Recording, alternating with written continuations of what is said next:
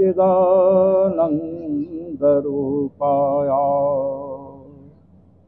विश्वोत्पत्त्यादिहेतवे तापत्रय विनाशाय श्रीकृष्णाय वयं नमः। नमोस्तु रामाय सलक्ष्मणाय देव्यै च तस्यै जनकात्मजायै नमोस्तु रुद्रेन्द्रयमानिलेभ्यो नमोस्तु चन्द्रार्कमरुद्गणेभ्यः। यत्र यत्र रघुनाथकीर्तनं तत्र तत्र कृतमस्तकाञ्जलिम् बाष्पवारि परिपूर्णलोचनं मारुतिं नमत राक्षसान्तकम्। श्रीशं चतुर्मुखं चैव नारदं बादरायणं सुखं सूतं च गोकर्णं वारं वारं नमाम्यहम्।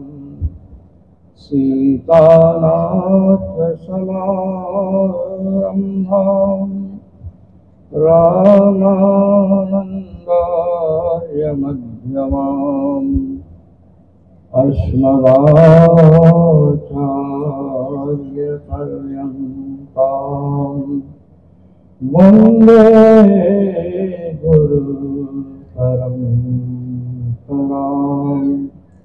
वन्दे गुरुपरम्परां। बोले श्री रामचंद्र भगवान की जय, श्री लक्ष्मी नारायण भगवान की जय, श्री सीता रामचंद्र भगवान की जय, श्री हनुमान जी महाराज की जय, श्रीमद्भागवत महापुराण की जय। जय जय श्री राम, श्री राम जय राम, जय जय राम, श्री राम जय राम, जय राम, श्री राम जय राम, जय जय राम, श्री राम जय राम, जय जय राम,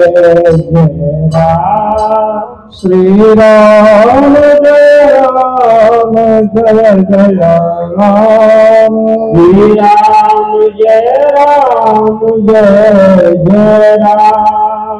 बोले श्री राम कृष्ण भगवान की जय, श्री सुखदेव जी महाराज की।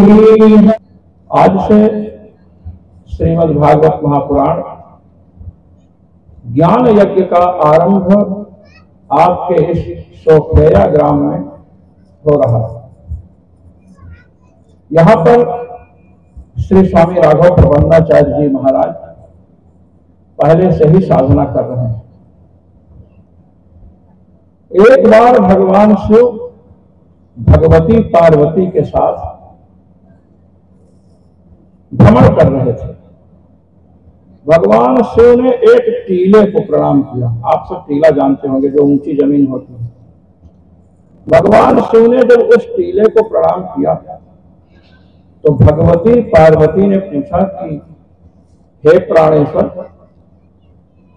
इस टीले में ऐसी कौन सी विशेषता है कि आपने इसे प्रणाम किया?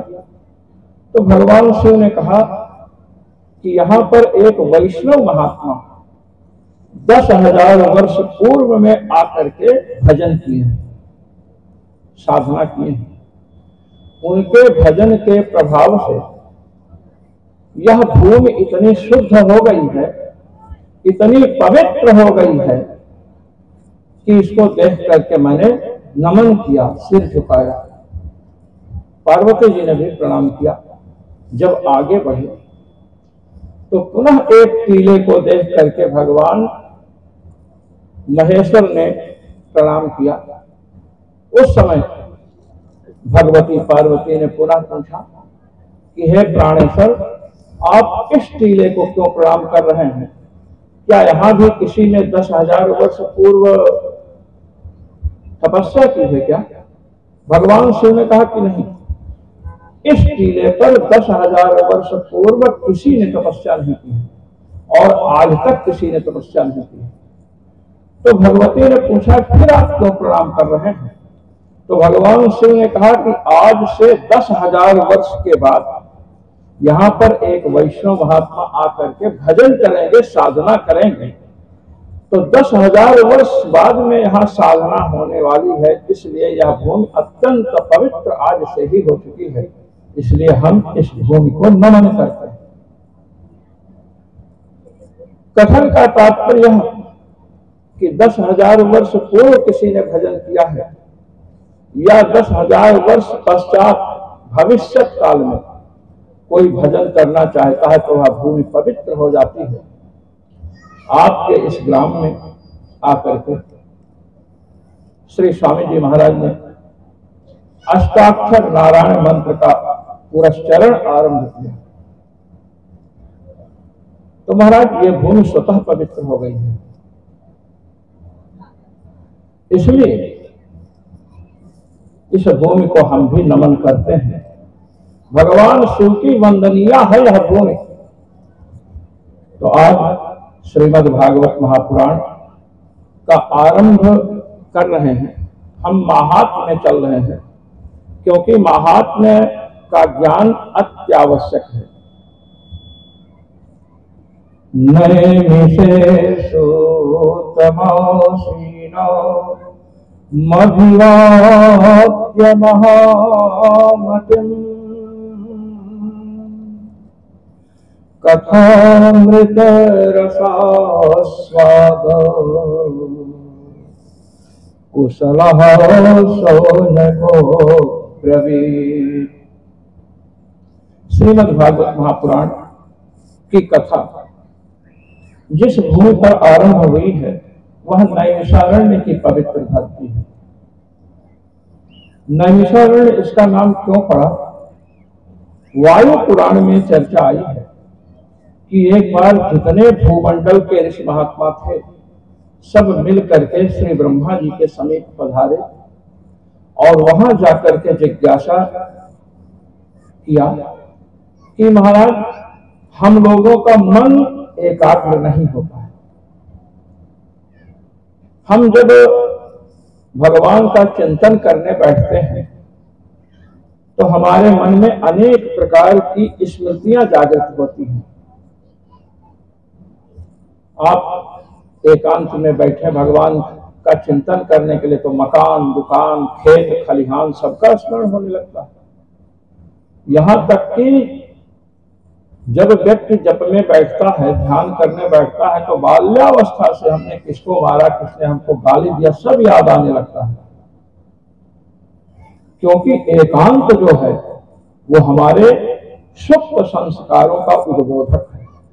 एकांत में बैठेंगे तो काम के संस्कार, क्रोध के संस्कार, लोभ के संस्कार जागृत होते हैं। एकांत संस्कारों का उद्बोधक है, संस्कारों को जागृत करता है। इसलिए एकांत में वही साधक रह सकता है जिसको गुरु की कृपा से रहस्यों का ज्ञान हुआ है। मंत्र जप करने पर भी विघ्न आते हैं। मंत्र जप करें किंतु मंत्र जप के साथ उसके अर्थ का अनुसंधान, चिंतन होना चाहिए, नहीं तो एकांत साधक को नष्ट कर देगा। ब्रह्मा जी के समक्ष ऋषियों ने कहा कि हमारे मन में अनेक प्रकार के संकल्प विकल्प उठते हैं, इसलिए आप कोई ऐसी भूमि बतलाओ कि जहां पर जाने से हम लोगों का मन निश्चल हो जाए, एकाग्र हो जाए। ब्रह्मा जी के समीप भगवान शिव भी विराजमान थे। ब्रह्मा जी ने शिव जी को नमन किया, क्योंकि शिव जी भगवान के परम श्रेष्ठ भक्त हैं।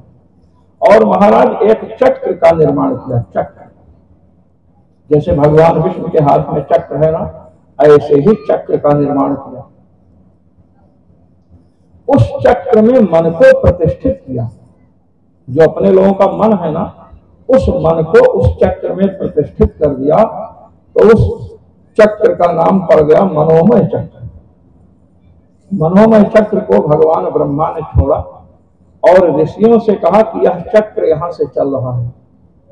जहां पर इस चक्र की धुरी टूट जाए, धुरी तो आप लोग जानते होंगे, संस्कृत में नेम कहते हैं। धुरी टूट गई तो रथ चल नहीं सकता है, गाड़ी चल नहीं सकती है, पहिया एकदम बेकार। तो मनोमय चक्र जो है, उसकी धुरी जहां टूट जाए, नेम जहां टूट जाए, समझ लो वही मन एकाग्र हो जाएगा। समस्त ऋषिगण पीछे पीछे आ रहे हैं योग बल से।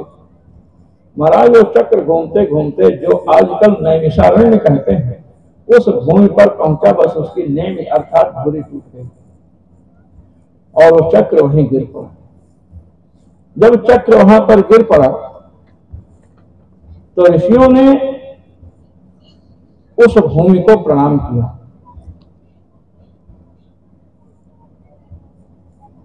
उस भूमि को प्रणाम किया और कहा कि इस भूमि में हम लोगों का मन एकाग्र हो जाएगा। तो जैसे उस चक्र की नेमि टूटी, नेमि शीर्यते यत्र तन् नेमिषम्, नेमि जहां पर सीमन खंडित हो जाएगा। नेमिष शब्द में, नैमिष में नैमि और साह, नेमिष शब्द से नैमिष शब्द बनता है, नेमिष एवं नैमिषम्। तो महाराज नेमि माने धुरी, सा माने खंडित हो जाए जहां, उसे नैमिष कहते हैं।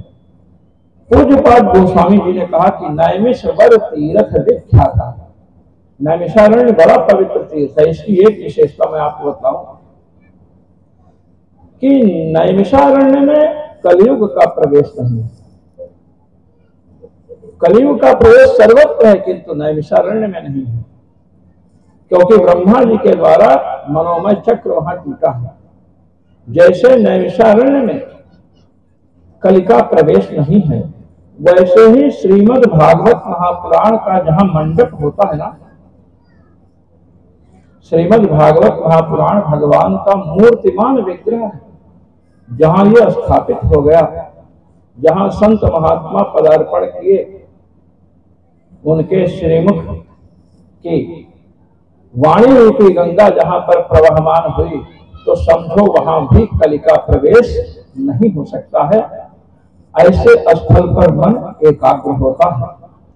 तो नैमिषारण्य की पवित्र धरती पर यह कथा आरंभ होती है। इस कथा को जो करेंगे उनका नाम है सूत। नैमिषे सूतमासीना। सूत किसे कहते हैं? तो महाराज ब्राह्मण्यं क्षत्रिय जातः सूत इत्यभिधीयते।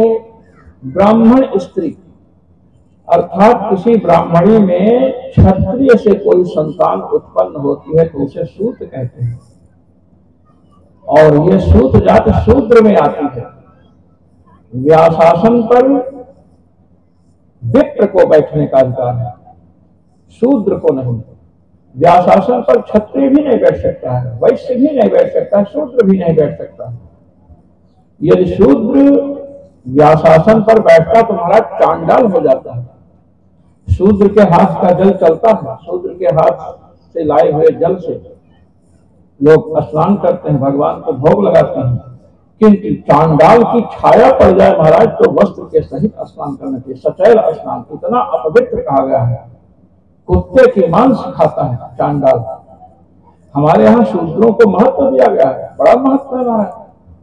80 वर्ष का शूद्र हो जाए तो वह सम्माननीय होता है। शूद्र का सम्मान उसकी अवस्था से होता है, ब्राह्मण का सम्मान उसके ज्ञान से होता है। ब्राह्मण कम अवस्था का है, यदि उसमें ज्ञान अधिक है तो महाराज वो बूढ़े ब्राह्मणों का भी सम्माननीय है। क्षत्रिय का सम्मान उसके भुजदंड से होता है।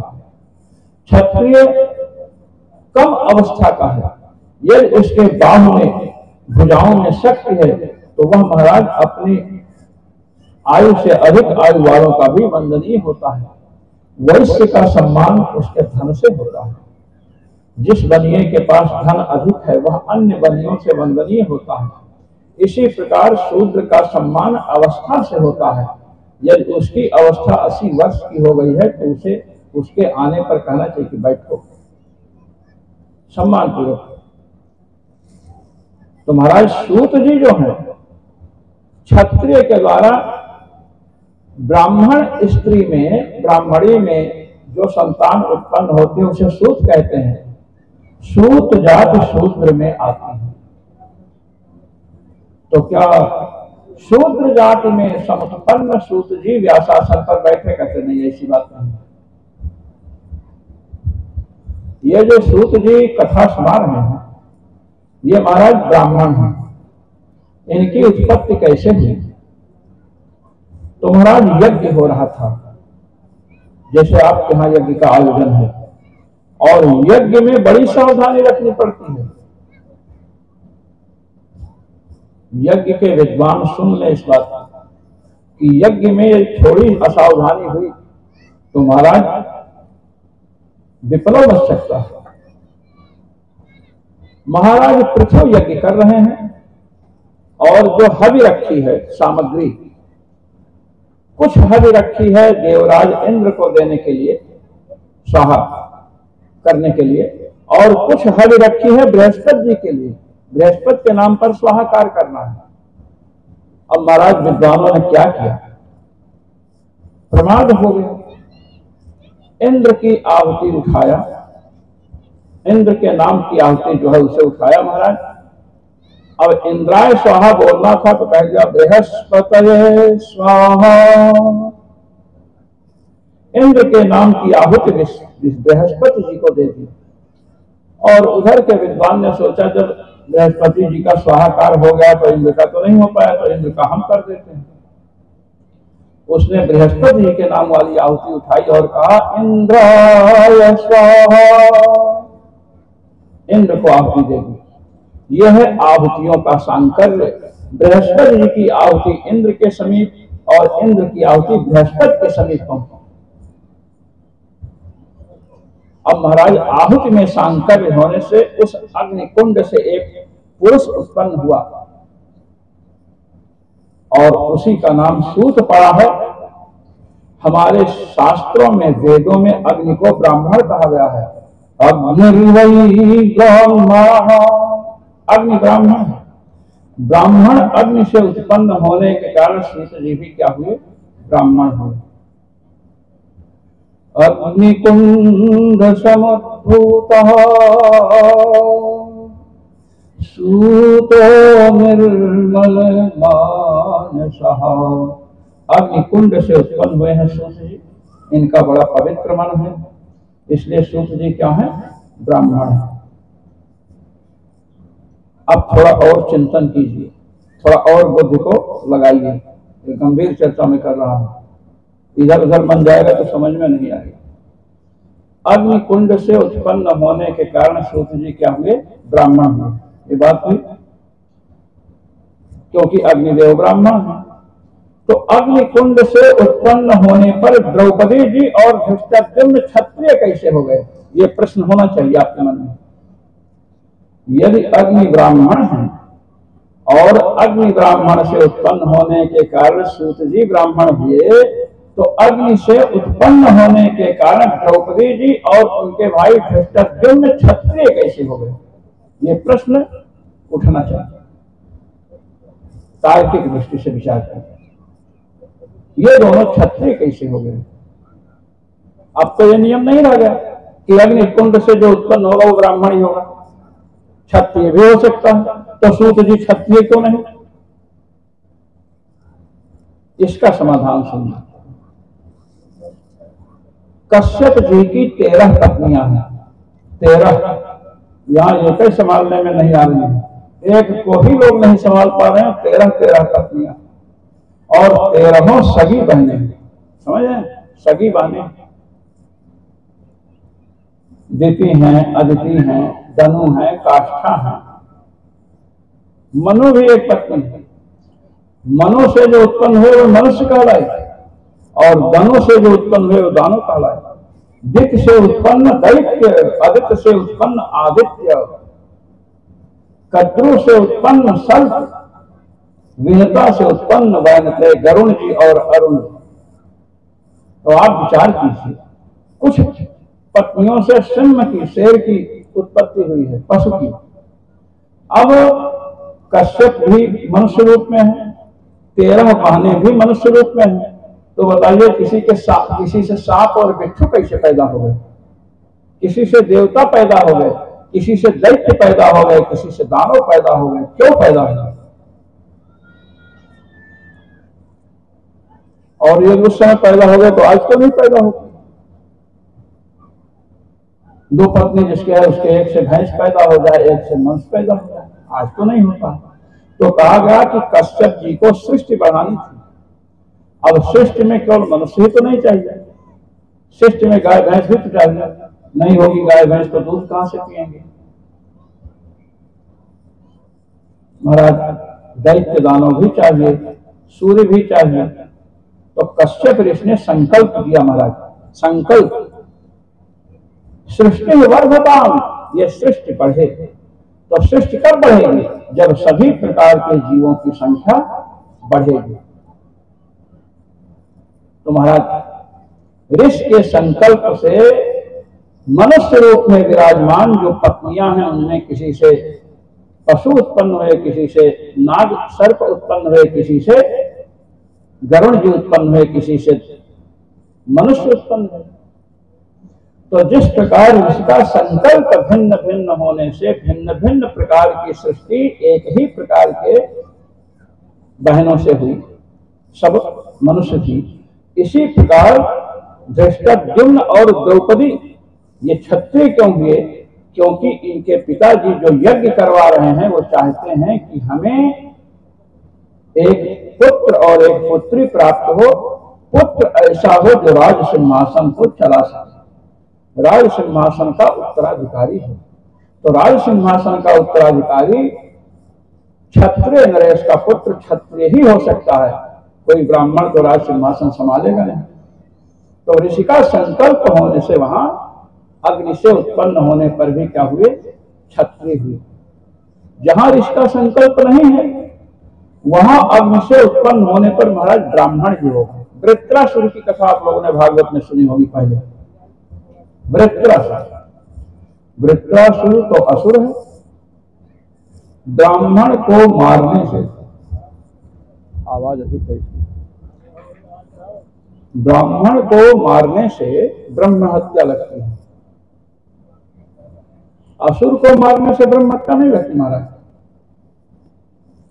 असुर को मारेंगे ना तो ब्रह्म हत्या नहीं लगेगी, ब्राह्मण को मारने से ब्रह्म हत्या लगती है। और जब वृत्रासुर का वध हुआ तो इंद्र को ब्रह्म हत्या लगी। ध्यान देने की बात है,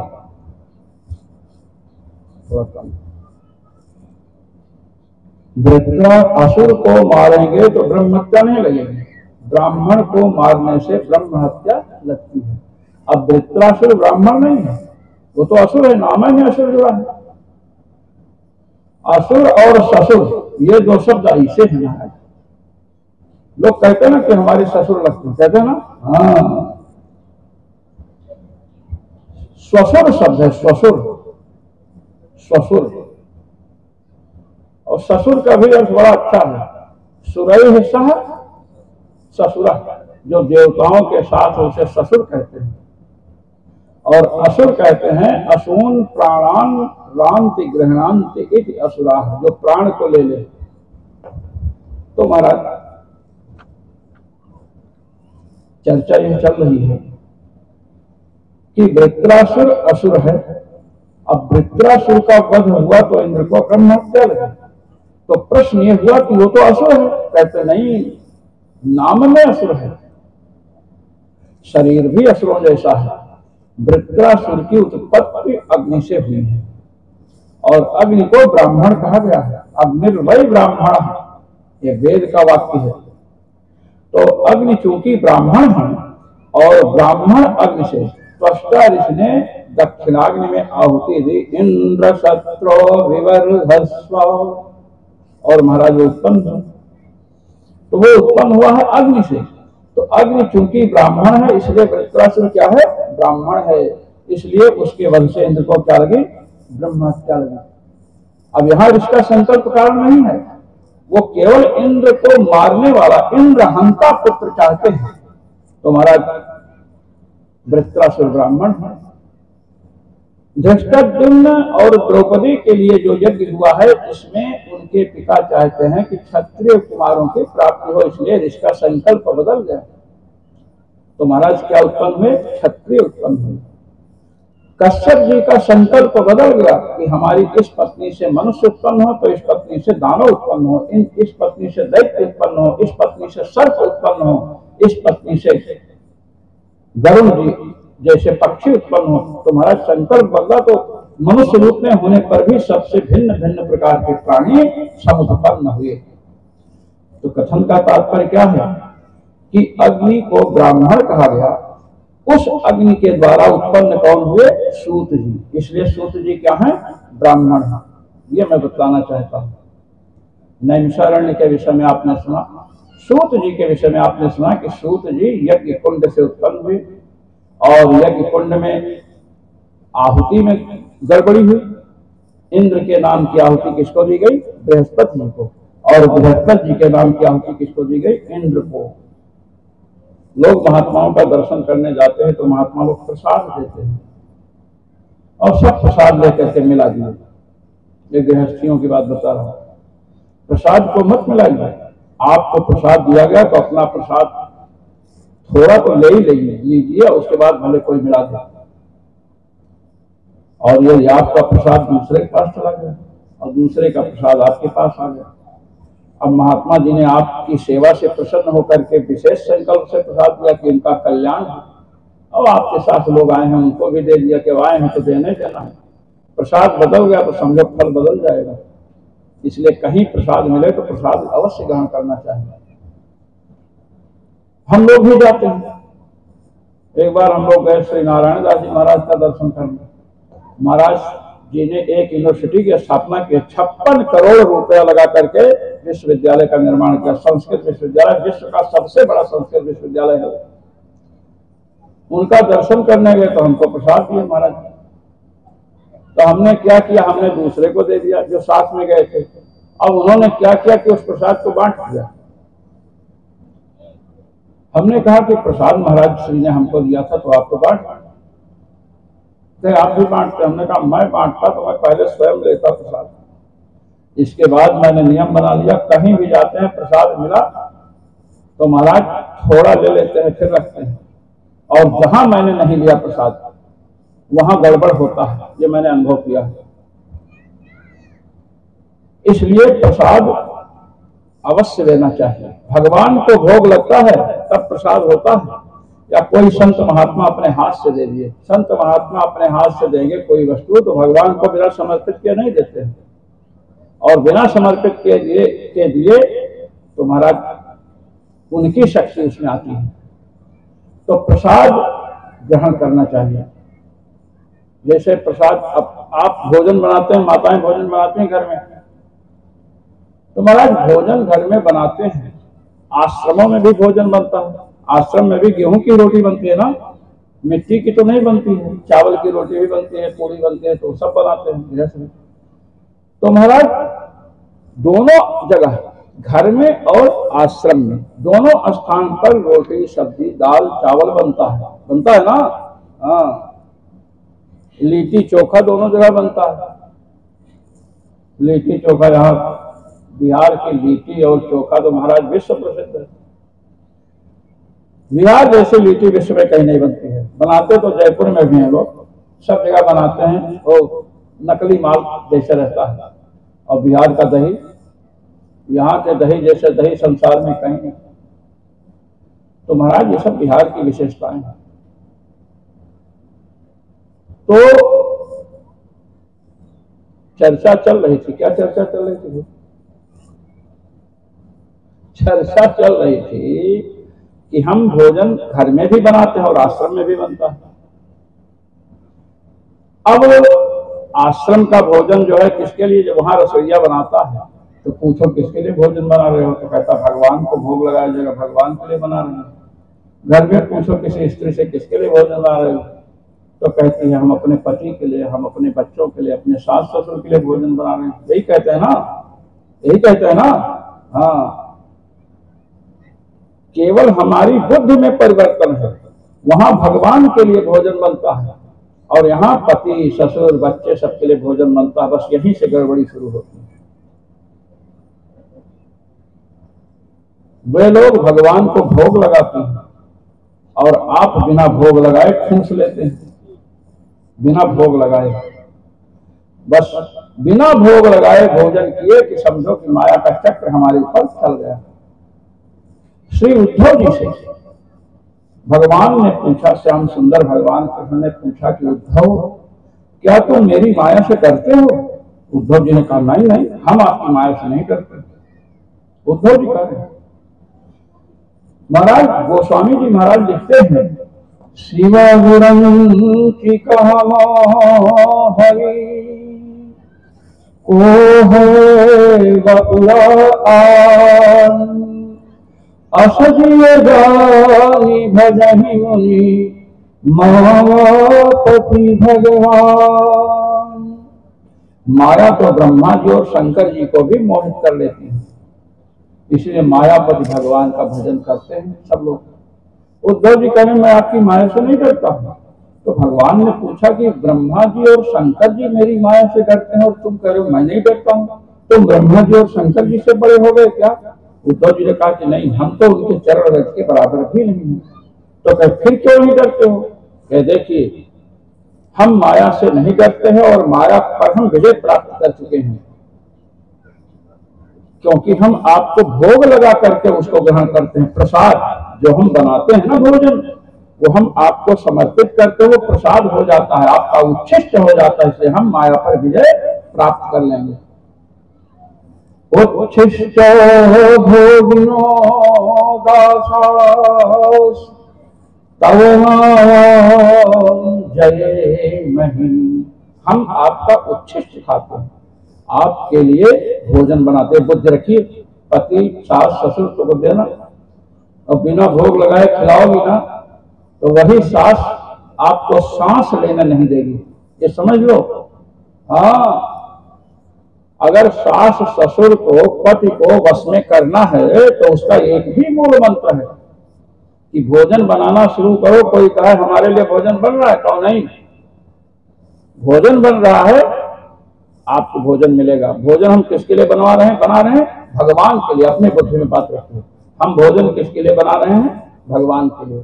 तुलसी दल वहीं रसोई घर में रखो और वहीं तुलसी दल डालिए। अगर आपके पास भगवान का चित्र नहीं है, शालिग्राम नहीं है, वहीं से भगवान को समर्पित कीजिए। यदि आपकी भावना है कि हम भगवान के लिए भोजन बना रही हैं, तो जिस समय से आप भोजन बनाना शुरू करेंगे उसी समय से भगवान भी प्रतीक्षा करना शुरू कर देंगे कि मेरे लिए बना रहे हैं, मेरे लिए बना रहे हैं। समझ रहे हैं ना? भगवान भी प्रतीक्षा करते हैं। हम लोग दर्शन करने जाते हैं, मंदिर में जाते हैं ना, भगवान भी दर्शन करने आते हैं। किसका? हम लोग जाते हैं भगवान का दर्शन करने और भगवान आते हैं भक्त का दर्शन करने। मधुर वनम नृत्य विदिक्षया गतः। ध्रुव जी तपस्या कर रहे थे मधुबन में। भगवान ध्रुव जी की दर्शनाभिलाषा से जाते हैं। ध्रुव जी का दर्शन मधुर वनम नृत्य विदिक्षया, नृत्यम द्रष्टुम इच्छया, नृत्य विदिक्षया। नृत्य को सेवक का दर्शन करने की इच्छा से भगवान गए। एक सूरदास जी जाते थे कनक भवन में भगवान का दर्शन करने। किसी महात्मा ने पूछा कहाँ जाते हैं? क्या दर्शन करने जाते हैं? क्या तुम तो अंधे हो, तुम सूरदास हो, तुम तो अंधे हो, तुम कैसे दर्शन करोगे? सूरदास जी ने कहा हम अंधे हैं, भगवान तो अंधे नहीं है, वो तो हमारा दर्शन कर लेंगे। भगवान तो हमारा दर्शन करेंगे जब हम उनके सामने जाएंगे, भगवान समझेंगे, भले ये देख नहीं सकता लेकिन हम तो देख रहे हैं। भगवान के तो अनंत नेत्र हैं, भगवान की दृष्टि पड़ेगी तो हमारा कल्याण हो जाएगा। जिस दिन से हम ये नियम ले लें कि हम भगवान के लिए भोजन बना रही हैं, खिलाना तो पति सास ससुर सबका, किंतु पहले भगवान को समर्पित करना है।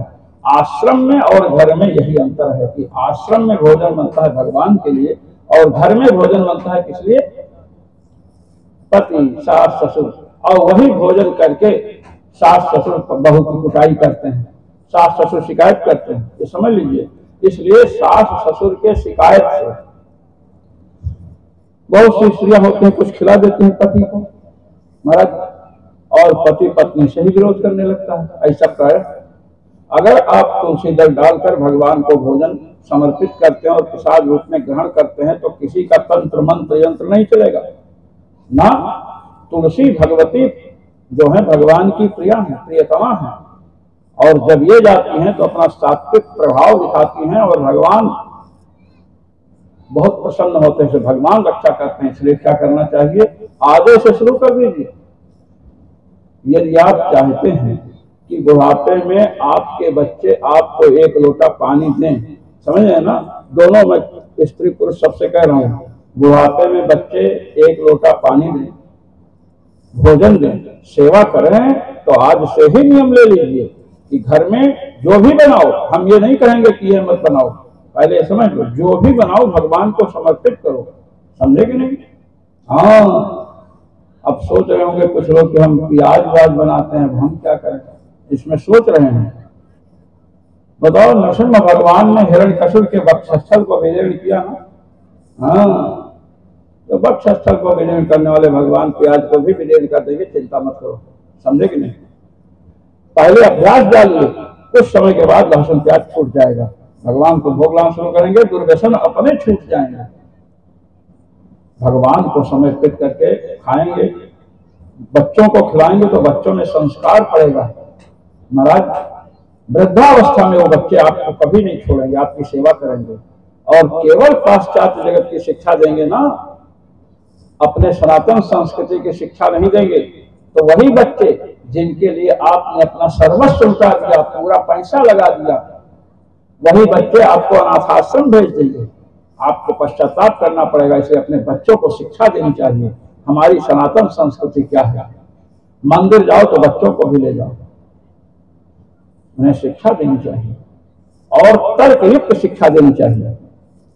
अपने से बड़ों को प्रणाम करें, महात्माओं के पास ले जाएं तो उनसे कहें कि महात्मा बड़े होते हैं। महात्मा जैसे कहा आचार्य देवो भव, जो आचार्य हैं, साधु संत हैं, देवता होते हैं। बच्चों से कहेंगे तो देवता माने साधु संतों को, और साधु संत के पास जब बच्चे पहुंचेंगे तो वो क्या कहेगा? मातृदेवो भव, पितृदेवो भव। माता देवता होती है, पिता देवता होता है। साधु संत जब आपकी महत्ता बताएंगे तो बच्चा आपके प्रति निष्ठा रखेगा, और आप कहेंगे हम माता हैं, हम देवता हैं, पिता कहेंगे हम पिता हैं, हम देवता हैं, तो बच्चा कहेगा हम आप दोनों से उत्पन्न है देवता से, तो हम भी देवता हैं, तो हम आपको काहे प्रणाम करें? अब बच्चा तो कहेगा देवता देवता को क्यों प्रणाम करेगा? इसलिए साधु संतों को महत्वपूर्ण बालक के लिए बतलाएंगे तो आपका बालक साधु संतों में निष्ठा रखेगा, और साधु संत जब आपकी महत्ता बतलाएंगे, माता पिता की महत्ता बतलाएंगे, तो आपका बालक आप में निष्ठा रखेगा। और जब बालक की आप में निष्ठा होगी तो आप जो कहोगे वो मानेगा। पांचों पांडवों की कथा आप लोगों ने सुनी, युधिष्ठिर जी जो कहते हैं सब उसी का अनुसरण करते थे, जबकि भीम बड़े बलशाली थे। आज का युग ऐसा है कि हम अपने से बड़ों का सम्मान करना नहीं सिखाते हैं, तो 4 भाई हैं 5 भाई हैं आपस में लड़ते हैं, समझ? हमें शिक्षा देनी चाहिए। तो श्री उद्धव जी ने कहा उच्छिष्ट भोजनो दासास तौ मायाम दये नहीं, प्रभु हम आपको भोग लगा करके आपका उच्छिष्ट ग्रहण करते हैं, इसलिए आपकी माया पर हम विजय प्राप्त कर लेंगे। और शंकर जी ब्रह्मा जी के यहाँ कोई रसोईया है नहीं। शंकर जी ब्रह्मा जी ब्रह्मा, अब शंकर भगवान जैसे मान लो भांग, अब भांग कैसे समर्पित करेंगे? शंकर भगवान हम लोगों जैसे कोई मनुष्य तो है नहीं कि वो जो खाएं उनको न तो भूख लगती है न प्यास लगती है। वो कैसे समर्पित कर सकते हैं? ब्रह्मा जी के लोक में भी, सत्य लोक ब्रह्मा जी का लोक है सबसे ऊपर, सत्य लोक में भूख प्यास लगता ही नहीं माना। तो जब सत्य लोक में भूख प्यास ही नहीं लगती तो भोजन की क्या आवश्यकता है? और जब भोजन ही नहीं है तो भगवान को समर्पित क्या करेंगे? इसलिए ब्रह्मा जी और शंकर जी भगवान को समर्पित नहीं कर सकते हैं महाराज। हम आप समर्पित कर सकते हैं और हम माया से मुक्त हो सकते हैं। इसलिए ये नियम करिए, कथा सुनने का मतलब जो भागवत की कथा है ना, हमारे आपके जीवन में जो विसंगतियां हैं, हमारे आपके जीवन में जो कठिनाइयां आती हैं, परेशानियां आती हैं, उनको हल करने का साधन है। एक एक चरित्र से ऐसी ऐसी शिक्षा मिलती है कि आप और हम अपने जीवन की समस्याओं का समाधान कर लेते हैं। और यदि हम केवल चुटकुला सुनाएं, कथा में चुटकुला सुना करके जनता को प्रसन्न करना चाहें तो महाराज समस्याएं बढ़ने लगती हैं। जीवन में समस्या सुलझ नहीं सकते। इस श्रीमद् भागवत महापुराण की कथा तो नैमिषारण्य के विषय में आपने सुना, सूत जी के विषय में सुना, शौनक जी के विषय में सुनिए। शौनक भागवत के जो श्रोता हैं वो कौन है? शौनक महाराज कुलपति हैं, VC vice chancellor of university. Shaunak ji क्या है? कुलपति हैं। वीसी जिसको आप कहते हैं, आपके बिहार में भीसी कहते हैं, समझ है ना, वी को भी कहते हैं। हाँ, तो शौनक जी कुलपति हैं। भागवत कथा के श्रोता कौन है? कुलपति है। अच्छा, कुलपति किसे कहते हैं? जैसे आज के कुलपति है ना, 1.5 लाख 2 लाख वेतन मिल रहा है। पहले 10,000 से शुरू हुआ जब हम लोग पढ़ते थे। कुलपति का वेतन 10,000 रुपये था। 10,000 से कुलपति का वेतन शुरू हुआ। तो हमारे यहाँ बताया गया कुलपति किसे कहते हैं। पहली बात कि जो व्यक्ति ब्राह्मण हो और ब्राह्मण होने के साथ साथ ऋषि हो, ऋषि माने वेद मंत्रों का साक्षात्कार किया हो, ऋषयो मंत्र दृष्टारः, वेद मंत्रों का साक्षात्कार किया हो, ब्राह्मण हो। ब्राह्मणत्व विशिष्ट ऋषत्व जिसमें है ब्रह्मर्ष कहते हैं। ब्राह्मण हो और ऋषि हो। और इसके साथ एक शर्त है कि 10,000 छात्रों को, 10,000 स्टूडेंट, 10,000 छात्र जिसके पास रहें, समझ रहे? 10,000 विद्यार्थी जिसके पास रह रहे हों, उनको भोजन पानी की व्यवस्था करता हो और पढ़ाता हो, उसे कुलपति कहते हैं। मुनीनां 10,000 यो न दानाभिघोषणात्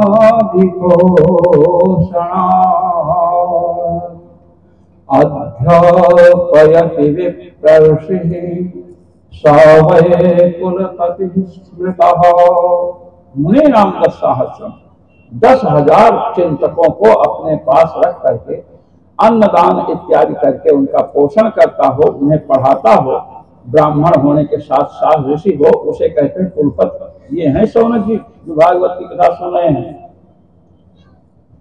महाराज शौनक जी ने प्रश्न किया है, शौनक जी कैसे, श्रोता को कैसे होना चाहिए? कथा अमृत रसास्वाद कुशल, कथा अमृत के रसास्वादन में कुशल है, कथा अमृत का रसास्वादन करने वाले हैं। शौनक जी ने प्रश्न किया महाराज, शौनक जी ने प्रश्न किया है, अज्ञानध्वांत विध्वंस कोटि सूर्य समप्रभा सूताख्या हि कथा सारं मम कर्ण रसायनम। सूत जी की प्रशंसा करते हुए शौनक जी कह रहे हैं, कहते हैं अज्ञान रूपी अंधकार को विध्वस्त करने में आप करोड़ों सूर्य के समान हैं।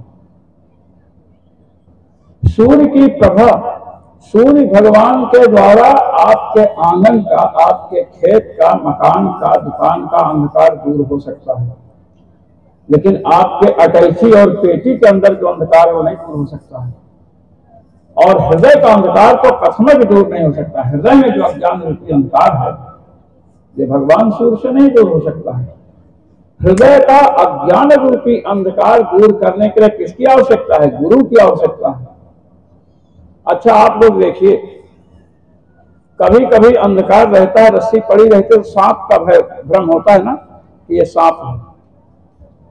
रज्जु में सर्प का भ्रम, रज्जु माने रस्सी, रस्सी टेढ़ी मेढ़ी पड़ी है, थोड़ा कम प्रकाश है तो बाहर से व्यक्ति समझता है सांप है।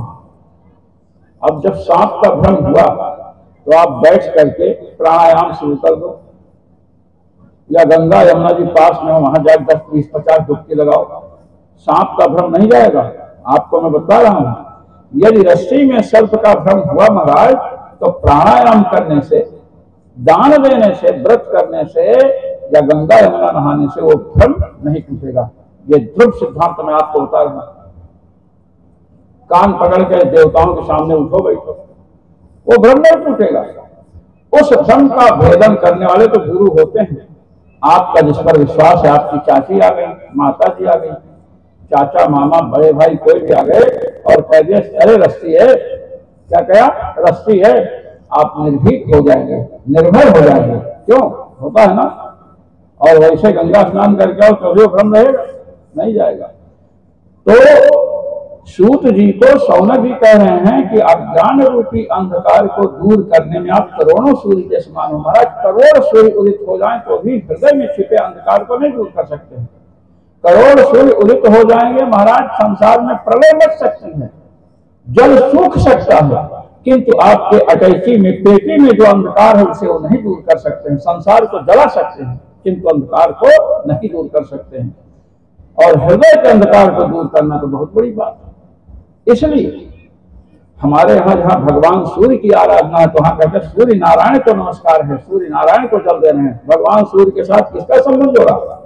भगवान नारायण का जोड़ा ना। उनको नारायण समझ करके, भगवान श्री राम समझ करके, भगवान श्री कृष्ण समझ करके जल दीजिए। वो परमात्मा है, ऐसा समझिए। परमात्मा समझ करके उनकी उपासना करेंगे तो महाराज अज्ञान का अंधकार दूर होगा। तो कह रहे हैं कि अज्ञान रूपी अंधकार को दूर करने में आप करोड़ों सूर्य के समान हैं। इसलिए कथा सारण, हे सूर्य जी, कथा का सार तत्व सुनाओ। संसार की कथा, मामा मामी, नाना नानी, चाचा चाची, सबकी कथा सुन करके कान पक गया है।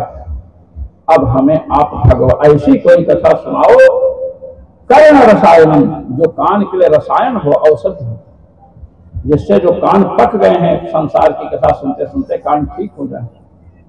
तो महाराज सूत जी ने कहा ठीक है, हम सुनाते हैं, बताओ क्या सुनाओ, आपको क्या जिज्ञासा है? तो कहा कि देखिए, सबसे बड़ी बात यह है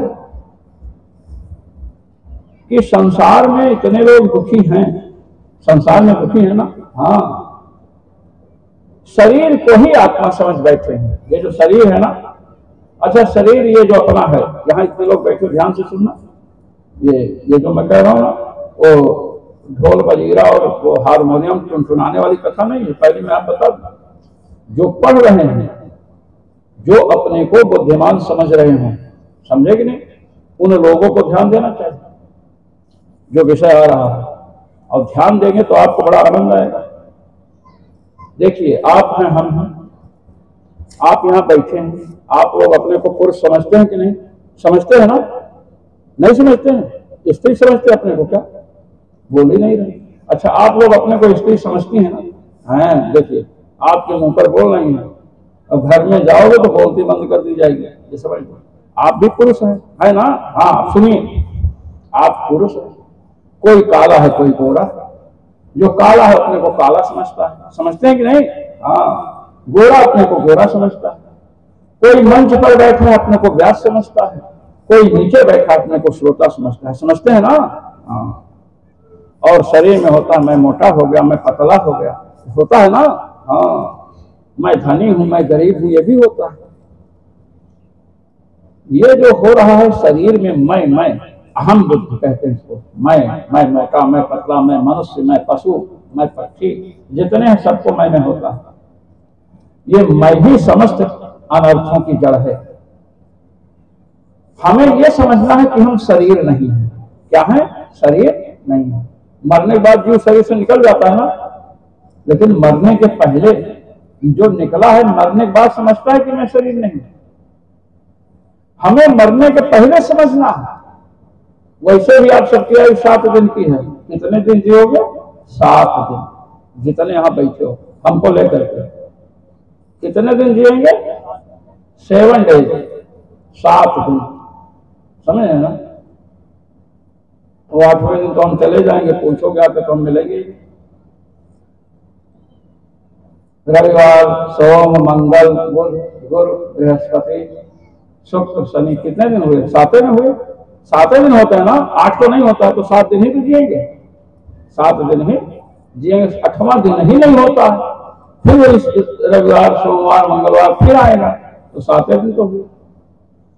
परीक्षित जी की आयु शेष है 7 दिन, और अपने लोग भी 8वां दिन होता ही नहीं, 7 दिन अपने लोगों को भी जीना है। 8वां दिन होता ही नहीं, वही बार बार आएगा।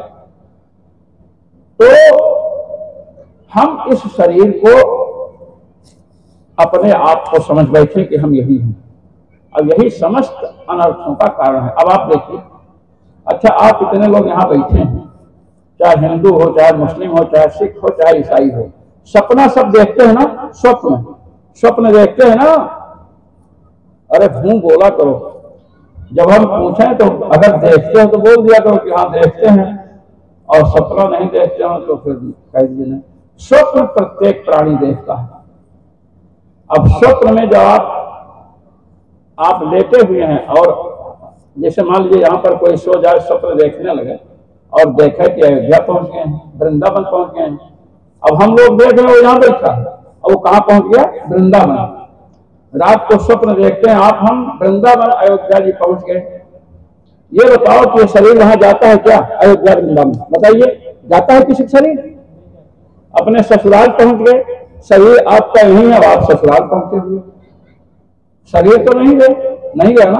अच्छा, आप यहां पर बैठे हो और आपके जूते चप्पल बाहर है ना, तो आप जूता चप्पल हो क्या? जूता चप्पल से अलग है कि नहीं? आपका मकान जहां पर आप रहते वहां है, और आप यहां पर हैं, तो मकान से आप भिन्न हैं कि नहीं? मकान से भिन्न है, आप मकान नहीं है। स्वप्नावस्था में हम स्वप्न में अयोध्या वृंदावन जाते हैं, क्योंकि ये शरीर यहीं पर पड़ा रहता है। हम वहां पर हैं, ये शरीर वहां नहीं है। स्वप्न में ये शरीर नहीं रहता। संसार की कोई भी वस्तु स्वप्न में नहीं जाती है, ध्यान रखिए। स्वप्न में संसार की कोई वस्तु नहीं, आप रहते हैं, किंतु ये शरीर नहीं रहता है। यदि शरीर ही आप होते जिसमें मैं हो रहा है अभी, तो शरीर स्वप्न में नहीं गया, तो आप भी स्वप्न में नहीं जा सकते थे। आप स्वप्न में हैं, शरीर नहीं है, इसलिए आप शरीर से भिन्न हैं। गाढ़ी नींद आती है ना सबको, जब प्रगाढ़ निद्रा आती है उसको सुषुप्ति कहते हैं। गहरी नींद आई और जब जगे तो कहते हैं बड़े सुख से सोया, कुछ पता नहीं चला, कहते हैं ना, बड़े सुख से सोया, कुछ पता नहीं चला। संस्कृत में कहते हैं सुखमहम अस्वस्थम न किंचिद वेदिशम, बड़े सुख से सोया, कुछ पता नहीं चला। तो जागने पर यह स्मरण होता है कि सुख से सोए, कुछ ज्ञान नहीं हुआ, लेकिन सुख का अनुभव तो आपने किया। जो अनुभव करता है उसी को स्मरण होता है। आपके घर का अनुभव आपको है, आपको स्मरण होगा, हमको नहीं होगा। तो सुख का अनुभव आपने सुषुप्ति में किया, गाढ़ निद्रा में। क्या उस समय शरीर का अनुभव था? नहीं था। वहां पर यह शरीर भी नहीं था, और स्वप्न में जो शरीर आपने देखा था वो भी नहीं था। ये दोनों शरीर नहीं थे, किंतु सुषुप्ति अवस्था में प्रगाढ़ निद्रा में आप थे, आपने सुख का अनुभव किया। इसलिए ये भी हमने देख लिया कि इन दोनों शरीरों से हम अन्यत्र भी हैं, जहां ये नहीं है, इसलिए हम शरीर नहीं हैं। इस प्रकार तर्क और अनुभव के आधार पर चिंतन करना चाहिए। जब चिंतन करेंगे तो आपके मन में बात बैठेगी, भाई हम शरीर नहीं है। और जब शरीर नहीं है, बुद्धि में बात बैठेगी, तब किसी सदगुरु से शिक्षा दीक्षा लेकर के भजन करना चाहिए, तो अनुभव होगा हम हैं कौन। तो अनर्थ का मूल जो देहाभ्यास है, देहाभिमान है, ये दूर हो जाएगा। तो यहाँ पर कह रहे हैं, प्रश्न कर रहे हैं सूत जी से शौनक जी, भक्ति ज्ञान विरागो विवेको वर्धते महान। भक्ति ज्ञान और वैराग्य से प्राप्त जो विवेक है, विवेक का ज्ञान नहीं होता है। लोग कहते हैं बड़े विवेक, विवेक करने, विवेक विशेष पृथक भावे, विवेक माने पार्थक्य का ज्ञान। मैं शरीर नहीं हूं, ये जो बुद्धि है ये कैसे बढ़ेगी? भक्ति ज्ञान वैराग्य से बुद्धि बढ़ती है। भक्ति गुरु चरणों में हो, अपने इष्ट में भक्ति हो और ज्ञान हो कि ये भगवान हैं, और विषयों से वैराग्य हो। नहीं तो होगा क्या, भगवान के लिए लड़का लाया लड्डू, 1.25 किलो लड्डू लाया भगवान को भोग लगाने के लिए, और वैराग्य नहीं, जीवा की लोलुपता है, फट से लड्डू निकाल कर चट से मुंह में रख लिए, खा लिया, पानी पी लिया। हाँ, सब सर्वत्र भगवान है, तो हमारे अंदर भी तो भगवान है, ये लीजिए, खा गए। और ऐसे लोगों को जब कोई डंडे से मारना शुरू करता है, तब नहीं कहते हैं कि तुम भगवान हो, मार रहे हो तो ठीक है, इस भगवान को ऐसा नहीं। तो लोग वैराग्य होना चाहिए, तो महाराज हम शरीर नहीं है, बुद्धि होगी। और कहते हैं कि बताइए कि संसार सागर से छूटने का साधन क्या है? मनुष्यों ने मानवता के स्थान पर दानवता में प्रवेश पा लिया है। दानवता को, राक्षसपना को दूर करने का उपाय क्या है? आज का जो आतंकवाद है, क्या यही आश्रय भाव है, यही दानवता है। तो ये सब कैसे दूर हो? तो श्री सूत जी ने कहा कि देखिए महाराज, इन सभी का एक ही उपाय है, श्रीमद् भागवत महापुराण। श्रीमद् भागवतम शास्त्रम कलहु कीरेण भवसितम। कहते कलयुग आया है, सुखदेव जी ने इसको कहा। कहते श्रीमद् भागवत महापुराण समस्त आसुर भाव में राक्षसपना को दूर कर देगा, मानवता ला देगा। क्या महाराज, श्रीमद् भागवत महापुराण से क्या संसार से हम छूट सकते हैं? बिल्कुल छूट सकते। जब श्री सुखदेव जी श्री परीक्षित जी को कथामृत का पान कराने के लिए तत्पर हुए महाराज, कथा का आरंभ होना जिस समय हुआ, कथा का शुभारंभ काल आया, परीक्षित जी बैठे हैं। परीक्षित जी को शाप है कि आज के 7वें दिन तक्षक नाग सर्प के डसने से मृत्यु हो जाएगी। तो देवराज इंद्र उसी समय सभा में आए महाराज, कलशामृत लेकर, एक घड़ा अमृत लिए। एक बूंद अमृत किसी के अंदर चला जाए तो अमर हो जाएगा, एक बिंदु। तो महाराज सुखदेव जी को देखे, परीक्षित जी को देखे, श्री सुखदेव जी से कहते हैं कि मैं एक कलश, एक घड़ा अमृत लाया हूं, एक बूंद अमृत यदि इसके अंदर चला जाए तो राजा अमर हो जाएगा, तक्षक नाग या कोई भी नाग धसेगा तो मरेगा नहीं। एक बूंद अपनी पत्नी को पिला दे, एक एक बूंद सगे संबंधी को पिला दे महाराज, सब अमर हो जाएंगे। इसलिए कथामृत का पान इसे मत कराओ, कथामृत का पान मुझे करा दो, कलशामृत को इसे दे दो। ये कलशामृत और कथामृत में अदला बदली हो जाए। सुखदेव जी ने श्री परीक्षित जी को देखा कि परीक्षित क्या तुम तैयार हो? परीक्षित जी ने सिर हिला के ना, मैं नहीं तैयार हूं। क्यों नहीं तैयार है? क्योंकि कलशामृत जहां से आया है स्वर्ग से, वहां लोग अमृत पी करके अमर हो गए हैं, फिर भी एक दूसरे से डाह करते हैं। इनके पास 10 अप्सराएं हैं, हमारे पास 5 हैं। इसलिए सौतिया डाह स्त्रियों में होता है। तो महाराज ईर्ष्या करते हैं, इसलिए कलशामृत हमें नहीं चाहिए, कथामृत चाहिए कि जो संसार से पार उतार सके। महाराज सुखदेव जी ने अभक्तांश तांश च विज्ञाय ना ददौ सा कथामृतम। अभक्त समझा, इंद्र क्या है? भक्त नहीं है। कथा न तो निर्धन को सुनानी चाहिए महाराज, और न धनी को सुनानी चाहिए। कथा किसी गरीब को नहीं सुनाई जाती है, कथा किसी सेठ को नहीं सुनाई जाती है। कथा किसे सुनाई जाती है? भक्त को। भक्त गरीब भी हो सकता है, भक्त धनी भी हो सकता है। कथा के अधिकारी कौन है? कथा के अधिकारी भक्त। अब आप लोग यहाँ बैठे, सबके घरों में कार्य, घर में जाना, या तो भोजन करके आए होंगे या जाकर भोजन बनाएंगे। भाई किसी के पास समय तो है नहीं, इसके बाद आप यहाँ बैठे हैं, इसका मतलब कि आप कथामृत पान के अधिकारी हैं, उत्तम अधिकारी हैं। ये छोटे मोटे बच्चे बैठे हैं, तो ये आप सब क्या हैं? कथामृत पान के अधिकारी हैं। जिस कथामृत के अनधिकारी, जिस कथामृत को देवता प्राप्त नहीं कर सके, उस कथामृत के पान के अधिकारी आप हैं। इससे बड़ा सौभाग्य क्या हो सकता है? को जन्म समुत्थेन पुण्य नहीं शरभ्यते। पुण्य नहीं उपलब्धते। करोड़ों जन का पुण्य जब उदित होता है तो कथा सुनने को मिलती है, साधु महात्माओं का दर्शन करने को मिलता है। आप यहाँ भी देखिए, आप पहले सुन रहे थे ना स्वामी जी से, कितनी सुंदर चर्चा चल रही। श्री स्वामी राघव प्रपन्नाचार्य जी महाराज आप सबको सुनाते हैं। तो ये जो है बड़े पुण्य से मिलता है। तो महाराज सुखदेव जी ने परीक्षित जी को कथामृत का पान कराया। तक्षक नाग इनको आकर के काटा और काटने से महाराज भगवत धाम विमान पर बैठ कर गए। सांप के काटने से जो मरता है उसकी सदगति नहीं होती है।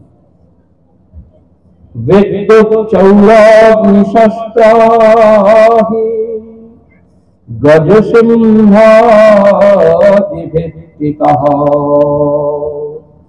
विषादिभिर्हेतुभूतैर्मृतो न लभते गतिम्।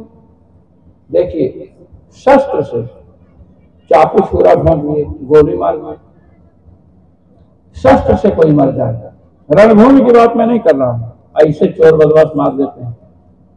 सर्प किसी को काट ले, हाथी मार डाले, शेर मार डाले, दीवार गिरने से मर गए, करंट लग गया मर गए, किसी को जहर देकर मार दिया। तो इस प्रकार जो लोग मरते हैं उनकी सदगति नहीं होती है। ब्रह्मा जी के यहाँ समस्त ऋषिगण विराजमान हैं।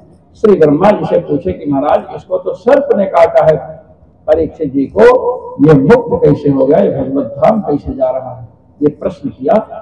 अब महाराज सत्यलोक है, एक वही एक ब्रह्मा जी का लोक ही सत्यलोक है, और उसके बाद जितने लोक हैं सब झूठ लोक हैं, सत्यलोक से भिन्न। सत्यलोक एक है और अन्य लोक असत्य लोक है। मैं भगवत धाम की चर्चा नहीं कर रहा हूं, प्रकृति मंडल के अंतर्गत जो 14 लोक हैं उनकी बात कर रहा हूं। महाराज ब्रह्मा जी से कहा कि प्रभु सर्व के डसने से मृत्यु होती है, दुर्गति होती है, वैकुंठ जा रहे हैं, कारण क्या है? उन्होंने कहा इसने श्रीमद् भागवत महापुराण की कथा सुनी है, जैसे आप लोग सुन रहे हैं। उन्होंने कहा श्रीमद् भागवत महापुराण की इतनी बड़ी महिमा है क्या? तुरंत महाराज एक तराजू संकल्प से उत्पन्न किया और तराजू में श्रीमद् भागवत महापुराण को मृत्यु लोक से जो सुखदेव जी कथा कर रहे थे ना, उसी श्रीमद् भागवत महापुराण को महाराज सत्यलोक में संकल्प से मंगा दिया और तराजू में रखे। तो जब आप हम तौलते हैं तो जो वस्तु अधिक वजन होती है, भारी होती है, वो पलड़ा नीचे आ जाता है, आता है ना। हाँ, महाराज सत्यलोक में तौल रहे हैं तो भागवत महापुराण जिसमें रखा वो पलड़ा नीचे आया। अब पलड़ा यहां से तौले में नीचे आएगा तो जमीन पर रुक जाएगा ना, जमीन पर रुकेगा ना। सत्यलोक की पृथ्वी पर, सत्यलोक की भूमि पर पलड़ा नहीं रुका। सत्यलोक को पार करके जनलोक, महरलोक, तपलोक, जितने लोक हैं क्रमशः तपलोक, महरलोक, जनलोक में आता गया और मृत्युलोक में आ गया। ये है श्रीमद् भागवत महापुराण की गरिमा।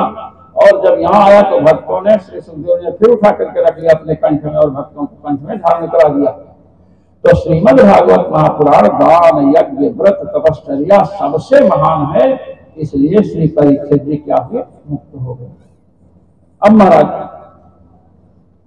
चर्चा चल रही है कि श्रीमद् भागवत महापुराण का महात्म्य श्री नारद जी ने सनकादिकों से सुना। अच्छा, आप कथा सुनते हैं, हम भी कथा सुनते हैं। कथा में कथावाचक एक होता है, वक्ता एक, और श्रोता अनेक होते हैं। आपने सब जगह देखा, सत्यनारायण की कथा होती है तो श्रोता अनेक होते हैं और वक्ता एक होता है। नारद जी जो कथा सुन रहे हैं, वक्ता 4 हैं और श्रोता एक, ये इसकी विशेषता है। बाद में लोग आ गए। महाराज श्री शौनक जी ने सूर्य जी से प्रश्न किया कि भगवान आप यह बताए कि नारद जी सनकादिकों से कब मिले, ये चर्चा आप सदाई कहते सुनो। एक बार नारद जी की इच्छा हुई कि जा करके देखें कहां क्या हो रहा है। आपके बिहार में आए, औरंगाबाद में भी आए, देखे कि यहाँ पे कुछ लोग कथा कर रहे हैं, कुछ लोग यज्ञ कर रहे हैं, तो देखे कुछ लोग शराब भी पी रहे हैं। बड़े दुखी हुए, यहां से चले महाराष्ट्र गए, गुजरात गए, सर्वत्र गए महाराज, काशी, अयोध्या, हरिद्वार, सब जगह गए। हरिद्वार महाराज श्रीमद् भागवत महापुराण में न तो हरिद्वार नाम आया है न हरिद्वार नाम आया है, गंगा द्वार नाम आता है। पहले इसका नाम गंगा द्वार था, हरिद्वार का या हरिद्वार का। तो महाराज नारद जी कहते हैं, सनकादिकों ने देखा बद्रिकाश्रम में कि नारद जी दौड़ते हुए आ रहे हैं। तो सनकादिकों ने पूछा कि आप दौड़ रहे हो ऐसे जैसे आपका कोई धन लूट लिया। अरे कहे कि पूछिए मत, मैं पृथ्वी पर भ्रमण के लिए गया था तो मैंने तीर्थों में क्या देखा। तीर्थों में अधार्मिक लोग निवास कर रहे हैं। मैंने देखा लोग माता पिता को मानते नहीं, अपने जोरू के गुलाम बने हुए हैं। यहाँ पर है माता पिता से सलाह नहीं लेता लड़का कि पिताजी क्या करें, माता जी क्या करें। अपनी पत्नी के भाई को बुलाकर रखा है सलाह लेने में। साल तो हो जाएगा, साला ही जीजा को समझाता कि ऐसा काम करो। और जीजा जी अगर न माने, थोड़ा आना कानी करें, तो जीजी बैठी है घर में, वो आंख दिखाती। तो महाराज माता पिता की सेवा लोग नहीं कर रहे हैं गृहस्थों में, ये है साला ही बुद्धि देता है और परस्पर झगड़ा होता है। महात्माओं के आश्रम में गए, वहां पर देखा ज्ञान वैराग्य की चर्चा ही नहीं है महाराज। और ऐसा देखते देखते मैं वृंदावन पहुंचा, और वृंदावन में हमने देखा कि एक नवयुवती स्त्री, दो पुरुष उसके सामने लेटे हैं, अनेक स्त्रियां हैं और वो वृंदावन में विराजमान है। ये मैंने देखा और उसने मुझे देखा। उस स्त्री ने मुझे देखा तो उसने तुरंत आवाज लगाई, भो भो साधो क्षण तिष्ठ न चिंतामपि संशयो दर्शनं तव तस्य सर्वथा गहनं परम। मुझे उस स्त्री ने साधु कहा, हो साधो क्षण तिष्ठ, हे महात्मन क्षण भर के लिए रुक जाओ, मेरी चिंता को दूर कर दो। आप जैसे संत महापुरुषों का दर्शन संपूर्ण संसार के पापों को नष्ट कर देता है। मैंने पूछा आप कौन हो? तो उसने कहा, अहम भक्ति ख्याता, मैं भक्ति हूं। द्रविड़ देश में मैं उत्पन्न हुई और वहां से दोनों मेरे पुत्र है ज्ञान वैराग्य। वहां से मैं चली महाराष्ट्र में पहुंची, कर्नाटक में पहुंची, मैं बहुत पढ़ी। गुर्जरे जीर्णताम गता, गुजरात में महाराज में जीर्ण शीर्ण हो गई। गुजरात में भक्त जीर्ण शीर्ण हो जाते हैं। जहां आचार नहीं होगा, सदाचार नहीं होगा, वहां भक्त जीर्ण शीर्ण हो जाएगा। गुजरात में आचार विचार कम, इसलिए जीर्ण हो गई। वृंदावन में आई तो इस तीर्थ के प्रभाव से मैं तो नवयुवती हो गई, किंतु मेरे पुत्र ज्ञान और वैराग्य अभी भी दृढ़ पड़े हैं। तो महाराज जब हम तीर्थों में आते जाते हैं ना, यदि हमें अपनी भक्ति, अपने निष्ठा को सुरक्षित रखना है, भक्ति हमारी युवती रहे, माने एकदम युवा व्यक्ति अनेक कार्य कर सकता है और महाराज बूढ़ा तो उठना बैठना मुश्किल पड़ जाता है। इसलिए यदि आप अपनी भक्ति को सुरक्षित करना चाहते हैं, भक्ति को नवयुवती रखना चाहते हैं, तीर्थों में जरूर जाना। जैसे अयोध्या जाइए, स्वामी जी ने इतना बड़ा आश्रम बना रखा है, महाराज जाइए आसन जमा दीजिए। क्यों स्वामी जी? आसन जमा दीजिए और सत्संग का लाभ लीजिए। तो ज्ञान वैराग्य भक्ति तो महाराज तीर्थों के कारण जागृत होती है। भक्ति की सुरक्षा तीर्थों से होती है, किंतु ज्ञान वैराग्य की सुरक्षा तीर्थ से नहीं होती है। ये दृढ़ निश्चय कर लीजिए। भक्ति को सुरक्षित हम तीर्थों के द्वारा रख सकते हैं, किंतु ज्ञान वैराग्य की सुरक्षा तीर्थों से नहीं होती है। ज्ञान वैराग्य की सुरक्षा केवल गुरु कृपा से होगी। जब गुरु जी के चरणों में बैठ करके श्रीमद् भागवत महापुराण की कथा सुनेंगे, रामायण की कथा सुनेंगे, उनके सत्संग में जाएंगे तो महाराज ज्ञान वैराग्य जागृत होंगे, अन्यथा नहीं। तो महाराज उसने कहा तो हमने ज्ञान वैराग्य को जगाना आरंभ कर दिया।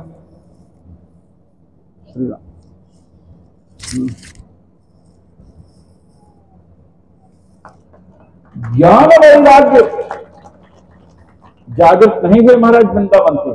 स्वामी जी, ज्ञान वैराग्य वृंदावन के प्रभाव से भी जागृत नहीं हुए। भक्ति केवल नवयुति हुई है। ज्ञान वैराग्य को वृंदावन धाम भी नहीं जगा पा रहा है। क्यों? क्योंकि ज्ञान वैराग्य वृंदावन धाम के स्वामी जो श्री कृष्ण भगवान है, उनके चरणों का भजन करने वाले सदगुरु ही जगाएंगे। महाराज बड़ा कान पकड़ करके गर्म किए उठा में, और वो जगह नहीं, फिर लेट जाए। तब आकाशवाणी हुई। उस समय आकाशवाणी हुई जब भक्त अपनी चेष्टा से असफल हो जाता है, तब परमात्मा कृपा करते हैं। व्योमवाणी तदैवा भूमि। आकाशवाणी हुई कि ज्ञान वैराग्य को जगाने का जो साधन है वो कोई संत महापुरुष आपको बतलाएगा। अब महाराज नारद जी संत महात्माओं की खोज में निकले। महाराज ब्रह्मा जी के पुत्र हैं, बड़े आभारी योगी हैं। ध्यान लगा करके गुरु की खोज नहीं किया, योग बल का अस्त्र नहीं लिया। महाराज गुरु की खोज की जाती है तो महाराज चला जाता है और कह रहे हैं कि मैं वृंदावन धाम यहां पहुंचा, क्या नाम, बद्रिकाश्रम। महाराज नारद जी को देखते हैं लोग, तो आश्रम के जो मठाधीश लोग हैं, जो उस समय के जगत गुरु लोग थे, मेरुदंड सीधा करके बैठ गए, आंख बंद करके। नारद जी के चेलों ने कहा महाराज ध्यान में बैठे हैं, अभी मिल नहीं सकते। अब उनको तो ज्ञान वैराग्य जगाने का साधन से तुरंत वहां से गए। कुछ लोग बाहर थे महाराज, बाहर वालों ने क्या किया, तुरंत यज्ञों को एक कान पर चढ़ाया, कमंडल लेकर के चल दिए जंगल की तरफ, समझे जा रहे हैं निपटने के लिए। अब उस समय कोई सत्संग होता है महाराज? इस प्रकार जितने आश्रम वाले थे महाराज, सबकी हालत थी। नारद जी आश्रम वालों की बड़ी निंदा की है और ये बताया कि स्थिति ये हुई। सब लोग कहते हैं कि जिस विषय को नारद जी नहीं जानते हैं, जैसे स्वामी जी यहाँ झोपड़ी बना करके रहे ना, भजन कर रहे हैं, ऐसे नारद जी तो महाराज झोपड़ी भी नहीं बनाते। जितना गाय को धोने में समय लगता है ना, इतना रुक सकते हैं, अधिक देर नहीं रुक सकते हैं। उनको साफ है तो महाराज जितनी देर रुकते उतनी देर भजन करते हैं, फिर चल देते हैं।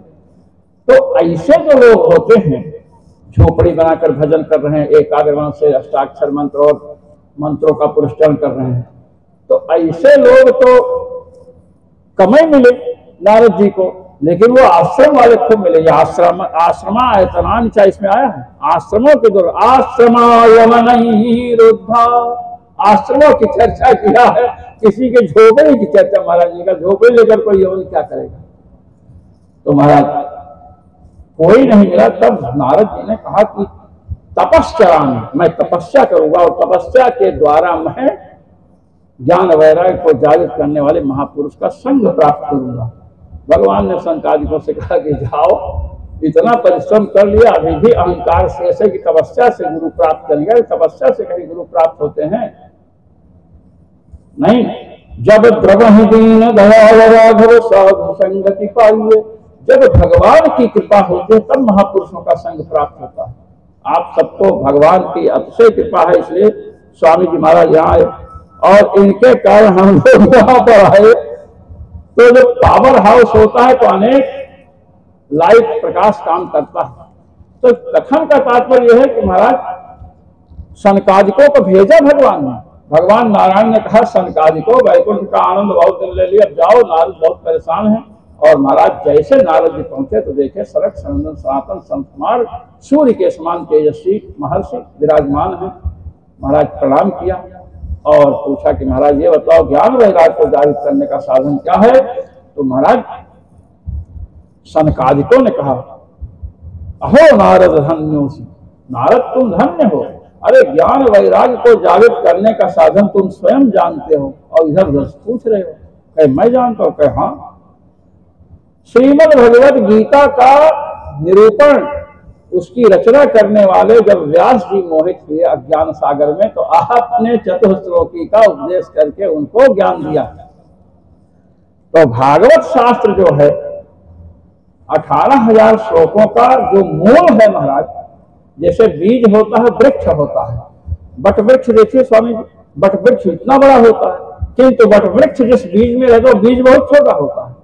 तो 18,000 श्लोकों का जो स्वरूप है ना, उसका मूल रूप 4 श्लोक है और उस 4 श्लोक का उपदेश भगवान नारायण ने श्री ब्रह्मा जी को किया, श्री ब्रह्मा जी ने नारद जी को किया और श्री नारद जी ने व्यास जी को किया। तो वही शंकादि बता रहे हैं कि श्रीमद् भागवत महापुराण जो 4 श्लोकों का है उसे आपने गीता के रचयिता श्री व्यास जी का उपदेश दिया, इसलिए वही जो है आपको करना चाहिए। ज्ञान वैराग्य का जागरण किससे होगा? भागवत से, समझ गए? अब भागवत लेकर घर में पढ़ना शुरू कर दो, कहो ज्ञान वैराग्य जागृत हो जाएगा, तो नहीं होगा। पहले मैं बतला दूं, कथा सुनिए, संत महापुरुष आवे उनके श्रीमुख से भागवत सुनिए, कोई संत महात्मा रहा रामायण सुनिए, मानस सुनिए, ज्ञान वैराग्य जागृत होगा। फिर घर में वो उपदेश किए कि मानस का पाठ करो, तो महाराज घर में जाकर पाठ कीजिए, ज्ञान वैराग्य जागृत होगा। ज्ञान वैराग्य को श्री सुखदेव जी ने श्रीमद् भागवत महापुराण में प्रतिष्ठित किया है। और जब कोई सुखदेव, गुरु रूपी सुखदेव महाराज आपके ऊपर कृपा करेगा तो वही ज्ञान वैराग्य आपके हृदय में स्थापित कर देगा।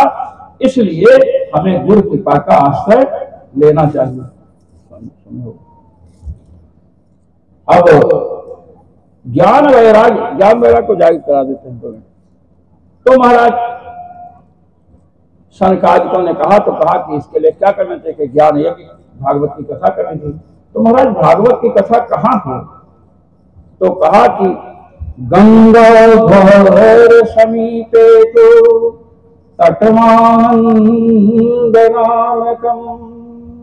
गंगा पर स्वामी जी श्रीमद् भागवत महापुराण में हरिद्वार या हरिद्वार शब्द नहीं आया है, इसका पहले नाम था गंगा द्वार। और गंगा किनके श्री चरणों से निकले हैं? भगवान विष्णु के श्री चरणों से निकली हैं। तो भगवान श्रीहरि के, भगवान नारायण के चरण से निकली हुई गंगा है, उनका द्वार है। और जब द्वार पर पहुंचेंगे, जैसे आपके द्वार पर हम पहुंच गए और उसका हम द्वार में प्रवेश करेंगे, तो कहां पहुंचेंगे? आप घर में पहुंचेंगे ना?